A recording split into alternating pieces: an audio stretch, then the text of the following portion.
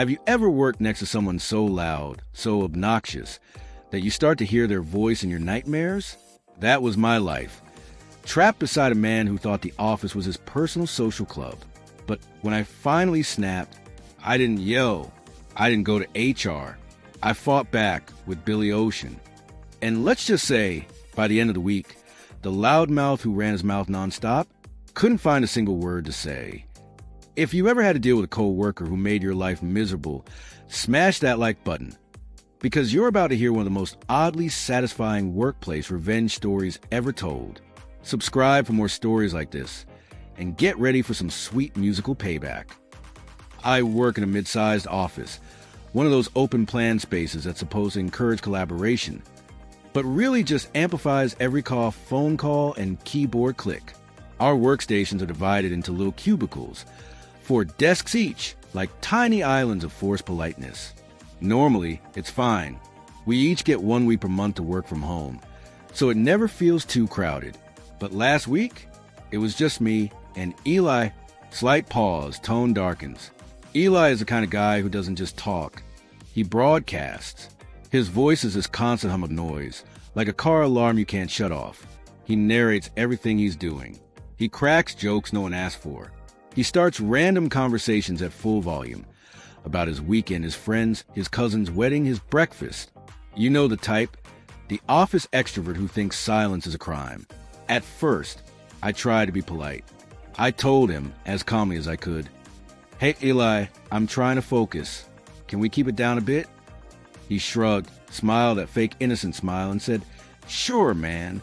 For about 10 minutes, I thought he'd listened. Then the next hour, he was back to talking. Louder. The thing about Eli is he doesn't just talk, he invites an audience. Whenever our other 2 cubicle mates were away working from home, he'd bring his friends from other departments into our cubicle. They'd sit there for hours, gossiping and laughing like it was a coffee shop. Meanwhile, I was trying to meet deadlines, drowning in their chatter. You start to feel small in moments like that. Like your peace doesn't matter. Like your work, your space, isn't yours anymore. I'd put on my headphones, turn up the music, but their voices cut through everything. And it wasn't just the noise. Eli had this habit that made everything worse. He'd constantly switch to his mother tongue when talking to his friends. I didn't mind that until he'd start doing it mid-conversation with me.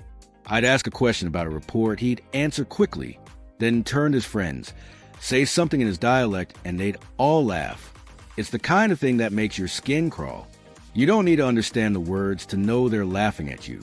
And in that cubicle, surrounded by their laughter, I felt invisible, disrespected. I asked him again, more firmly this time, "Eli, can you please keep it down? I can't focus." He rolled his eyes. "Relax, man. We're just talking." That tone, dismissive, condescending, it lit a fuse inside me. Every tap of my keyboard was louder. Every time his friends laughed, my shoulders tightened. I counted the hours till 5 o'clock, like a prisoner scratching marks into the wall. Then, one afternoon, something inside me snapped. I realized HR wouldn't help. They never did. Complaints went in one ear, out the other. If I wanted peace, I'd have to make it myself. That's when the idea hit me. Simple, petty, beautiful. I was gonna fight noise with noise. The next morning, I came in early, coffee in hand, headphones ready. I queued up my favorite Billy Ocean playlist, songs I knew by heart. The second Eli started chattering away, I smiled, slipped on my headphones, and hit play. Beat of silence, then a grin in the voice. Caribbean Queen. I started humming along, quietly at first, then louder. I wasn't shouting, but my voice carried, just enough to cut through his conversation. At first, he ignored it. Then he looked over, annoyed. "Can you not?" he said, frowning. I shrugged. "Oh, sorry, it helps me focus." He went back to his friends, started gossiping again. I turned up the volume and the passion. Caribbean Queen. Now we're sharing the same dream. I could see the vein in his forehead twitch. His friend started snickering. For once, he was the one feeling awkward. "Dude, seriously, stop singing." I paused the music, looked him dead in the eye, and said, "As long as you're loud, I'll sing." Short pause, then quietly triumphant. He didn't know what to say. The rest of the day, he barely spoke above a whisper. I kept the same routine all week. The moment he or his friends started getting too loud, I'd slip on my headphones and burst into song.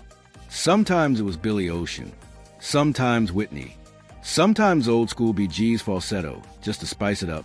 Every note was a declaration. You can't ignore me anymore. By Wednesday, Eli's friends had stopped visiting our cubicle. By Thursday, he was working in silence. By Friday, the man who never shut up was whispering into his phone like he was afraid to wake a sleeping baby. Grinning tone, the sweet sound of peace filled that cubicle. My productivity skyrocketed, and every time I heard a faint hum of conversation, I'd just tap my headphones and he'd shut right up. He never apologized. He didn't have to. His silence was apology enough. I didn't need HR. I didn't need confrontation or drama. Just a little bit of creativity and a killer playlist. Sometimes revenge doesn't have to be cruel or complicated. Sometimes it's as simple as turning their noise into your music. So tell me, what would you have done in my place? Have you ever dealt with an Eli in your life? That one person who can't respect your peace? Let me know in the comments. And hey, if this story made you smile, hit that like button. Subscribe for more real Reddit revenge stories. And remember, sometimes the best justice is sung, not shouted.